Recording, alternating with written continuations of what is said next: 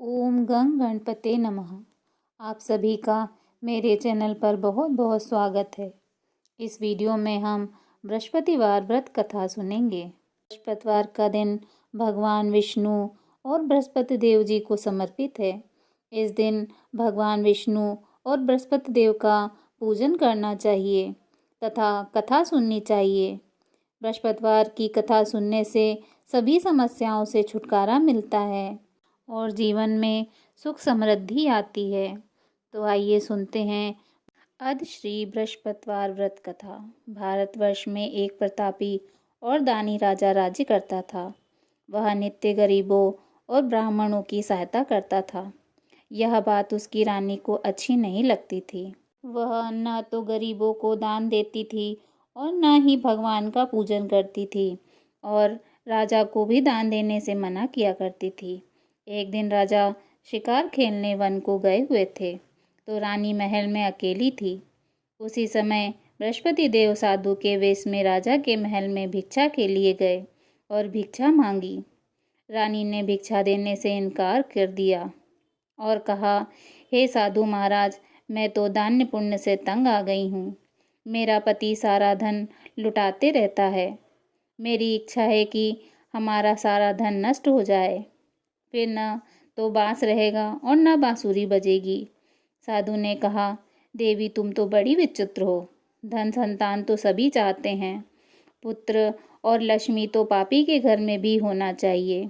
यदि तुम्हारे पास अधिक धन है तो भूखों को भोजन दो, प्यासों के लिए प्याऊ बनवाओ, मुसाफिरों के लिए धर्मशालाएं खुलवाओ। जो निर्धन अपनी कुंवारी कन्याओं का विवाह नहीं करा सकते, उनका विवाह करा दो। ऐसे और कई काम हैं जिनके करने से तुम्हारा यश लोक परलोक में फैलेगा। परंतु रानी पर उपदेश का कोई फर्क न पड़ा। वह बोली, महाराज आप मुझे न समझाइए। मैं ऐसा धन नहीं चाहती जो हर जगह बांटती फिरूं। साधु ने उत्तर दिया, यदि तुम्हारी ऐसी इच्छा है तो तथास्तु। तुम ऐसा करना कि बृहस्पतिवार के दिन घर लीपकर पीली मिट्टी से अपना सर धोकर स्नान करना, भट्टी चढ़ाकर कपड़े धोना। ऐसा करने से आपका सारा धन नष्ट हो जाएगा। इतना कहकर वह साधु महाराज वहाँ से लोप हो गए। साधु के अनुसार कई बातों को पूरा करते हुए रानी को केवल 3 बृहस्पतिवार ही बीते थे कि उसकी समस्त धन संपत्ति नष्ट हो गई। भोजन के लिए राजा का परिवार तरसने लगा। तब एक दिन राजा ने रानी से बोला कि हे रानी, तुम यहीं रहो, मैं दूसरे देश को जाता हूँ, क्योंकि यहाँ पर सभी लोग मुझे जानते हैं, इसलिए मैं कोई छोटा कार्य भी नहीं कर सकता। ऐसा कहकर राजा परदेश चला गया। वहाँ जंगल से लकड़ी काटकर लाता और शहर में बेचता। इस तरह अपना जीवन व्यतीत करने लगा। इधर राजा के परदेश जाते ही रानी और दासी दुखी रहने लगी। एक बार जब रानी और दासी को 7 दिन तक बिना भोजन के रहना पड़ा तो रानी ने अपनी दासी से कहा, हे दासी, पास के ही नगर में मेरी बहन रहती है। वह बड़ी धनवान है। तू उसके पास जा और कुछ ले आ ताकि थोड़ी बहुत गुजर बसर हो जाए। दासी रानी की बहन के पास गई। उस दिन गुरुवार था और रानी की बहन उस समय बृहस्पतिवार व्रत की कथा सुन रही थी।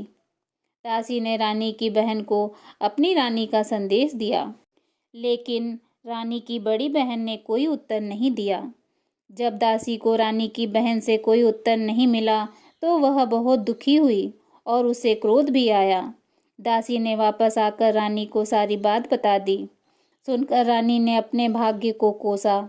उधर रानी की बहन ने सोचा कि मेरी बहन की दासी आई थी, परंतु मैं उससे नहीं बोल सकी, इससे वह बहुत दुखी हुई होगी। कथा सुनकर और पूजन समाप्त करके वह अपनी बहन के घर आई और कहने लगी, हे बहन, मैं बृहस्पतिवार का व्रत कर रही थी। तुम्हारी दासी मेरे घर आई थी, परंतु जब तक कथा होती है तब तक न उठते हैं और न ही बोलते हैं, इसलिए मैं नहीं बोली। कहो दासी क्यों आई थी? रानी की बहन बोली, बहन तुमसे क्या छिपाऊं, हमारे घर में खाने तक को अनाज नहीं है। ऐसा कहते कहते रानी की आंखें भर आईं। उसने दासी समेत पिछले 7 दिनों से भूखे रहने तक की बात अपनी बहन को विस्तार पूर्वक सुना दी। रानी की बहन बोली, देखो बहन, भगवान बृहस्पति देव सबकी मनोकामना पूर्ण करते हैं। देखो शायद तुम्हारे घर में अनाज रखा हो। पहले तो रानी को विश्वास नहीं हुआ, पर बहन के आग्रह करने पर उसने अपनी दासी को अंदर भेजा तो उसे सचमुच अनाज से भरा एक घड़ा मिल गया। यह देखकर दासी को बड़ी हैरानी हुई। दासी रानी से कहने लगी, हे रानी, जब हमको भोजन नहीं मिलता तो हम व्रत ही तो करते हैं, इसलिए क्यों ना इनसे व्रत की विधि और कथा पूछ ली जाए ताकि हम भी व्रत कर सकें। तब रानी ने अपनी बहन से बृहस्पतिवार व्रत के बारे में पूछा। उसकी बहन ने बताया, बृहस्पतिवार व्रत में चने की दाल और मुनक्का से विष्णु भगवान का केले के जड़ में पूजन करें तथा दीपक जलाएं, व्रत कथा सुनें और पीला ही भोजन करें। इससे बृहस्पति देव प्रसन्न होते हैं। व्रत और पूजन विधि बताकर रानी की बहन अपने घर लौट आई। 7 दिन बाद जब गुरुवार आया तो रानी और दासी ने व्रत रखा। गुड़साल से जाकर चना और गुड़ ले आई। फिर उसने केले की जड़ तथा विष्णु भगवान का पूजन किया। अब पीला भोजन कहाँ से आए, इस बात को लेकर दोनों बहुत दुखी थीं। चूँकि उन्होंने व्रत रखा था, इसलिए बृहस्पति देव उनसे प्रसन्न थे। इसीलिए वे एक साधारण व्यक्ति का रूप धारण कर 2 थालों में सुंदर पीला भोजन दासी को दे गए। भोजन पाकर दासी प्रसन्न हुई और फिर रानी के साथ मिलकर भोजन ग्रहण किया। उसके बाद वे सभी गुरुवार को व्रत और पूजन करने लगी। बृहस्पति भगवान की कृपा से उनके पास फिर से धन संपत्ति आ गई, परंतु रानी फिर से पहले की तरह आलस करने लगी। तब दासी बोली, देखो रानी, तुम पहले भी इसी प्रकार आलस्य करती थी। तुम्हें धन रखने में कष्ट होता था, इसी कारण से सभी धन नष्ट हो गया, और अब जब भगवान बृहस्पति देव की कृपा से धन मिला है तो तुम्हें फिर से आलस्य होता है। रानी को समझाते हुए दासी कहती है कि बड़ी मुसीबतों के बाद हमने यह धन पाया है, इसलिए हमें दान पुण्य करना चाहिए, भूखे मनुष्यों को भोजन कराना चाहिए और धन को शुभ कार्यों में खर्च करना चाहिए, जिससे तुम्हारे कुल का यश बढ़ेगा, स्वर्ग की प्राप्ति होगी और पितर प्रसन्न होंगे। दासी की बात मानकर रानी अपना धन शुभ कार्यों में खर्च करने लगी, जिससे पूरे नगर में उसका यश फैलने लगा। एक दिन राजा दुखी होकर जंगल में पेड़ के नीचे आसन जमाकर बैठ गया। वह अपनी दशा को याद करके व्याकुल होने लगा। बृहस्पतिवार का दिन था। एकाएक उसने देखा कि निर्जन वन में एक साधु प्रकट हुए हैं। वह साधु वेश में स्वयं बृहस्पति देवता थे। लकड़हारे के सामने आकर बोले, हे लकड़हारे, इस सुनसान जंगल में तू किस चिंता में बैठा है? लकड़हारे ने दोनों हाथ जोड़कर प्रणाम किया और उत्तर दिया, महात्मा जी, आप सब कुछ जानते हैं, मैं क्या कहूँ। यह कहकर रोने लगा और साधु को अपनी आत्मकथा सुनाई। महात्मा जी ने कहा, तुम्हारी स्त्री ने बृहस्पति के दिन बृहस्पति भगवान का निरादर किया है, जिसके कारण रुष्ट होकर उन्होंने तुम्हारी यह दशा कर दी। अब तुम चिंता को दूर कर कर मेरे कहने पर चलो तो तुम्हारे सब कष्ट दूर हो जाएंगे और भगवान पहले से अधिक संपत्ति देंगे। तुम बृहस्पति के दिन कथा किया करो। 2 पैसे के चने मुनक्के लाकर उनका प्रसाद बनाओ और शुद्ध जल से लोटे में शक्कर मिलाकर अमृत तैयार करो। कथा के पश्चात अपने सारे परिवार और सुनने वाले प्रेमियों में अमृत व प्रसाद बांटकर आप भी ग्रहण करो। ऐसा करने से भगवान तुम्हारी सब मनोकामनाएं पूरी करेंगे। साधु के ऐसे वचन सुनकर लकड़हारा बोला, हे प्रभु, मुझे लकड़ी बेचकर इतना पैसा नहीं मिलता जिससे भोजन के उपरांत कुछ बचा सकूं। मैंने रात्रि में अपनी स्त्री को व्याकुल देखा है। मेरे पास कुछ भी नहीं है जिससे मैं उसकी खबर मंगा सकूं। साधु ने कहा, हे लकड़हारे, तुम किसी बात की चिंता मत करो। बृहस्पति के दिन तुम रोजाना की तरह लकड़ियां लेकर शहर को जाओ।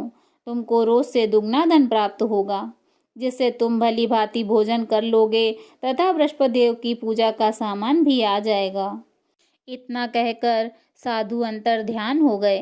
धीरे धीरे समय व्यतीत होने पर फिर वही बृहस्पतिवार का दिन आया। लकड़हारा जंगल से लकड़ी काटकर किसी शहर में बेचने गया। उसे उस दिन और दिनों से अधिक पैसा मिला। राजा ने चना गुड़ आदि लाकर गुरुवार का व्रत किया। उस दिन से उसके सभी कलेश दूर हुए। परंतु जब दोबारा गुरुवार का दिन आया तो बृहस्पतिवार का व्रत करना भूल गया। इस कारण बृहस्पति भगवान नाराज हो गए।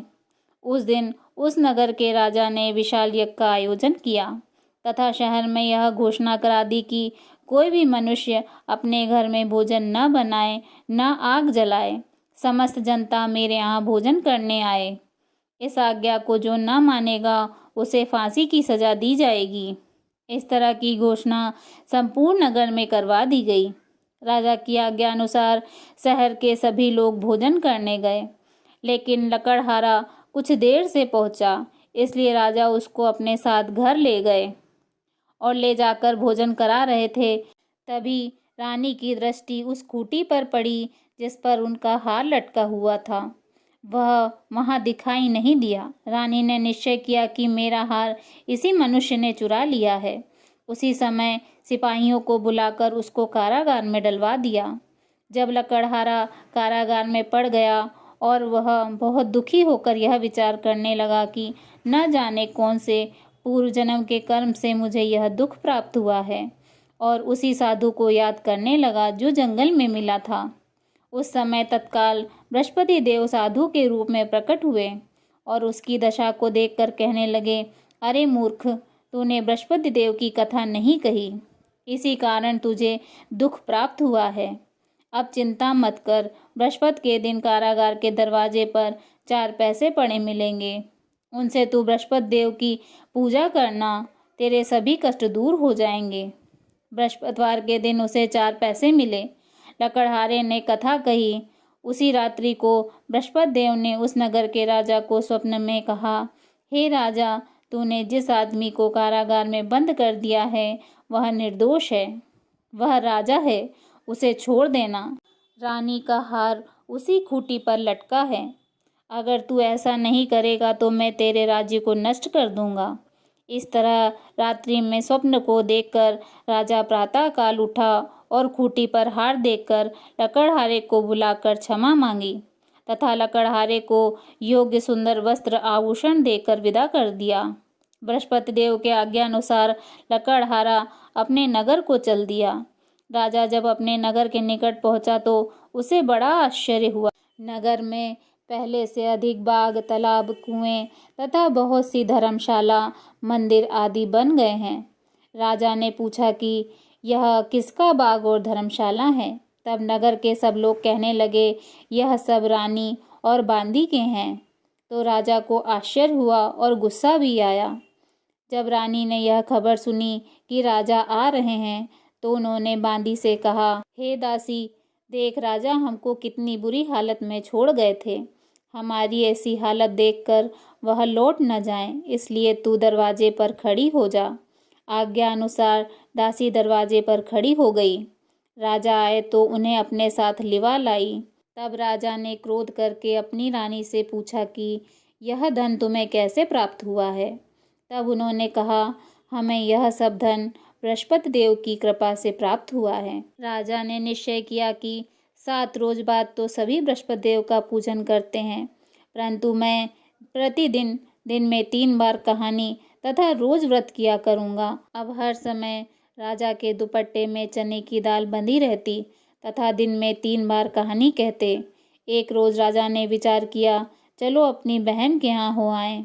इस तरह निश्चय कर राजा घोड़े पर सवार हो अपनी बहन के यहाँ चलने लगा। मार्ग में उसने देखा कि कुछ आदमी एक मुर्दे को लिए जा रहे हैं। उन्हें रोककर राजा कहने लगा, अरे भाइयों, मेरे बृहस्पति देव की कथा सुन लो। वे बोले, लो हमारा तो आदमी मर गया है, इसको अपनी कथा की पड़ी है। परंतु कुछ आदमी बोले, अच्छा कहो, हम तुम्हारी कथा सुनेंगे। राजा ने दाल निकाली और जब कथा आधी हुई थी कि मुर्दा हिलने लग गया, और जब कथा समाप्त हो गई तो राम राम कर कर मनुष्य उठकर खड़ा हो गया। आगे मार्ग में उसे एक किसान खेत में हल चलाता मिला। राजा ने उसे देखा और उससे बोला, अरे भैया, तुम मेरी बृहस्पतिवार की कथा सुन लो। किसान बोला, जब तक मैं तेरी कथा सुनूंगा तब तक 4 हरिया जोत लूंगा। जा अपनी कथा किसी और को सुनाना। इस तरह राजा आगे चलने लगा। राजा के हटते ही बैल पछाड़ खाकर गिर गए तथा किसान के पेट में जोर से दर्द होने लगा। उसी समय उसकी माँ रोटी लेकर आई। उसने जब यह देखा तो अपने पुत्र से सब हाल पूछा और बेटे ने सभी हाल कह दिया। तो बुढ़िया दौड़ी दौड़ी उस घुड़सवार के पास गई और उससे बोली, मैं तेरी कथा सुनूंगी, तू अपनी कथा मेरे खेत में चलकर कहना। राजा ने बुढ़िया के खेत में जाकर कथा कही, जिसके सुनते ही वह बैल उठ खड़े हुए तथा किसान के पेट का दर्द बंद हो गया। राजा अपनी बहन के घर पहुंचा। बहन ने भाई की खूब मेहमानी की। दूसरे रोज प्रातःकाल राजा जगा तो वह देखने लगा कि सब लोग भोजन कर रहे हैं। राजा ने अपनी बहन से कहा, ऐसा कोई मनुष्य नहीं है जिसने भोजन नहीं किया हो, मेरी बृहस्पतिवार की कथा सुन ले। बहन बोली, हे भैया, यह देश तो ऐसा ही है। यहाँ पहले लोग भोजन करते हैं, बाद में अन्य कार्य करते हैं। अगर कोई पड़ोस में हो तो देख आऊं। वह ऐसा कहकर देखने चली गई, परंतु उसे कोई ऐसा व्यक्ति नहीं मिला जिसने भोजन न किया हो। अतः वह एक कुम्हार के घर गई, जिसका लड़का बीमार था। उसे मालूम हुआ कि उसके यहाँ 3 रोज से किसी ने भोजन नहीं किया है। रानी ने अपने भाई की कथा सुनने के लिए कुम्हार से कहा। वह तैयार हो गया। राजा ने जाकर बृहस्पतिवार की कथा कही, जिसको सुनकर उसका लड़का ठीक हो गया। अब तो राजा की प्रशंसा होने लगी। एक रोज राजा ने अपनी बहन से कहा, हे बहन, हम अपने घर को जाएंगे, तुम भी तैयार हो जाओ। राजा की बहन ने अपनी सास से कहा। सास ने कहा, हाँ चली जा, परंतु अपने लड़कों को मत ले जाना, क्योंकि तेरे भाई की कोई औलाद नहीं है। बहन ने अपने भाई से कहा, हे भैया, मैं तो चलूंगी, परंतु कोई बालक नहीं जाएगा। राजा बोला, जब कोई बालक नहीं चलेगा तब तुम ही क्या करोगी। बड़े दुखी मन से राजा अपने नगर को लौट आया। राजा ने अपनी रानी से कहा, हम निर्वंशी हैं, हमारा मुंह देखने का धर्म नहीं है और कुछ भोजन आदि नहीं किया। रानी बोली, हे प्रभु, बृहस्पति देव ने हमें सब कुछ दिया है, वह हमें औलाद अवश्य देंगे। उसी रात को बृहस्पति देव ने राजा से स्वप्न में कहा, हे राजा, उठ, सभी सोच को त्याग दे, तेरी रानी गर्भ से है। राजा को यह बात सुनकर बड़ी प्रसन्नता हुई। 9वें महीने में उसके गर्भ से एक सुंदर पुत्र ने जन्म लिया। तब राजा बोला, हे रानी, स्त्री बिना भोजन के रह सकती है, पर बिना बात कहे नहीं रह सकती। जब मेरी बहन आवे तो तुम उससे कुछ मत कहना। रानी ने सुनकर हाँ कह दिया। जब राजा की बहन ने यह शुभ समाचार सुना तो वह बहुत खुश हुई तथा बधाई लेकर अपने भाई के घर आई। तभी रानी ने कहा, घोड़ा चढ़कर तो नहीं आई, गधा चढ़कर आई। राजा की बहन बोली, भाभी, मैं इस प्रकार न कहती तो तुम्हें औलाद कैसे मिलती। बृहस्पति देव ऐसे ही हैं, जैसे जिसके मन की कामनाएं हैं सभी को पूर्ण करते हैं। जो सद्भावना पूर्वक बृहस्पतिवार का व्रत करता है एवं कथा पढ़ता है अथवा सुनता है, दूसरों को सुनाता है, बृहस्पति देव उसकी सभी मनोकामनाएं पूर्ण करते हैं। भगवान बृहस्पति देव उसकी सदैव रक्षा करते हैं। संसार में जो मनुष्य सद्भावना से भगवान जी का पूजन व्रत सच्चे हृदय से करते हैं तो उसकी सभी मनोकामनाएं पूर्ण करते हैं। जैसी सच्ची भावना से रानी तथा राजा ने उनकी कथा का गुणगान किया तो उनकी सभी इच्छाएं बृहस्पति देव जी ने पूर्ण की थी। इसलिए पूर्ण कथा सुनने के बाद प्रसाद लेकर जाना चाहिए। हृदय में उनका मनन करते हुए जयकारा बोलना चाहिए। बोलो बृहस्पति देव भगवान की जय, विष्णु भगवान की जय। बृहस्पति देव महाराज की दूसरी कथा। प्राचीन काल में एक ब्राह्मण रहता था। वह बहुत निर्धन था। उसकी कोई संतान नहीं थी। उसकी स्त्री बहुत मलिनता के साथ रहती थी। वह न तो स्नान करती थी और न किसी देवता का पूजन करती थी। इससे ब्राह्मण देवता बड़े दुखी थे। बेचारे बहुत कुछ कहते थे, किंतु उसका कुछ परिणाम न निकला। भगवान की कृपा से ब्राह्मण स्त्री के कन्या रूपी रत्न पैदा हुआ। कन्या बड़ी होने पर प्रातः स्नान करके विष्णु भगवान का जाप व बृहस्पतिवार का व्रत करने लगी। अपने पूजन पाठ को समाप्त करके विद्यालय जाती तो अपनी मुट्ठी में जौ भर के ले जाती और पाठशाला के मार्ग में डालती जाती। जब वे जौ स्वर्ण के हो जाते तो लौटते समय उनको बिनकर घर ले आती थी। एक दिन वह बालिका सूप में सोने के जौ को फटक कर साफ कर रही थी कि उसके पिता ने देख लिया और कहा, हे बेटी, सोने के जौ के लिए सोने का सूप होना चाहिए। दूसरे दिन बृहस्पतिवार था। इस कन्या ने व्रत रखा और बृहस्पति देव से प्रार्थना करके कहा, मैंने आपकी पूजा सच्चे मन से की हो तो मेरे लिए सोने का सूप दे दो। बृहस्पति देव ने उसकी प्रार्थना स्वीकार कर ली। रोजाना की तरह वह कन्या जौ फैलाती हुई जाने लगी। जब लौटकर जौ बिन रही थी तो बृहस्पति देव की कृपा से सोने का सूप मिला। उसे वह घर ले आई और उससे जौ साफ करने लगी, परंतु उसकी माँ का वही ढंग रहा। एक दिन की बात है कि वह कन्या सोने के सूप में जौ साफ कर रही थी। उसी समय उस शहर का राजपुत्र वहां से होकर निकला। इस कन्या के रूप और कार्य को देखकर मोहित हो गया तथा अपने घर आकर भोजन तथा जल त्याग कर उदास होकर लेट गया।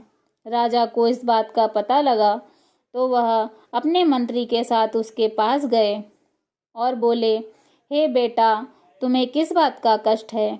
किसी ने अपमान किया है अथवा और कोई अन्य कारण हो सो कहो। मैं वही कार्य करूँगा जिससे तुम्हें प्रसन्नता हो। अपने पिता की राजकुमार ने बातें सुनी तो वह बोला, मुझे आपकी कृपा से किसी बात का दुख नहीं है। किसी ने मेरा अपमान नहीं किया, परंतु मैं उस लड़की के साथ विवाह करना चाहता हूँ जो सोने के सूप में जौ साफ कर रही थी। यह सुनकर राजा आश्चर्य में पड़ गए और बोले, हे बेटा, इस तरह की कन्या का पता तुम ही लगाओ। मैं उसके साथ तुम्हारा विवाह अवश्य ही करवा दूंगा। राजकुमार ने उस लड़की के घर का पता बतलाया। तब मंत्री उस लड़की के घर गए और ब्राह्मण देवता को सभी हाल बतलाया। ब्राह्मण देवता राजकुमार के साथ अपनी कन्या का विवाह करने के लिए तैयार हो गए तथा विधि विधान के अनुसार ब्राह्मण की कन्या का विवाह राजकुमार के साथ हो गया। कन्या के घर से जाते ही पहले की भांति उस ब्राह्मण देवता के घर गरीबी का निवास हो गया। अब भोजन के लिए भी अन्न बड़ी मुश्किल से मिलता था। एक दिन दुखी होकर ब्राह्मण देवता अपनी पुत्री के पास गए। बेटी ने पिता की दुखी अवस्था को देखा और अपनी माँ का हाल पूछा। तब ब्राह्मण ने सभी हाल कहा। कन्या ने बहुत सा धन देकर अपने पिता को विदा कर दिया। इस तरह ब्राह्मण का कुछ समय सुखपूर्वक व्यतीत हुआ। कुछ दिन बाद फिर वही हाल हो गया। ब्राह्मण फिर अपनी कन्या के यहाँ गए और सारा हाल कहा। बेटी बोली, हे पिताजी, आप माताजी को यहाँ ले आओ। मैं उन्हें विधि बता दूंगी जिससे गरीबी दूर हो जाएगी। वह ब्राह्मण देवता अपनी स्त्री को साथ लेकर पहुँचे तो अपनी माँ को समझाने लगी, हे माँ, तुम प्रातःकाल प्रथम स्नान आदि करके विष्णु भगवान का पूजन करो तो सब दरिद्रता दूर हो जाएगी। परंतु उसकी माँ ने एक भी बात नहीं मानी और प्रातःकाल उठकर अपनी पुत्री के बच्चों की जूठन को खा लिया। इससे उसकी पुत्री को बहुत गुस्सा आया और एक रात को कोठरी से सभी सामान निकाल दिया और अपनी माँ को उसमें बंद कर दिया। प्रातःकाल उन्हें निकालकर स्नान आदि करवाया और पाठ करवाया तो उसकी माँ की बुद्धि ठीक हो गई और फिर प्रत्येक बृहस्पतिवार को व्रत रखने लगी। इस व्रत के प्रभाव से उसकी माँ बाप बहुत ही धनवान और पुत्रवान हो गए और बृहस्पति जी के प्रभाव से इस लोक के सुखों को भोगकर स्वर्ग को प्राप्त हो गए। बोलिए विष्णु भगवान की जय, बृहस्पति देव महाराज की जय।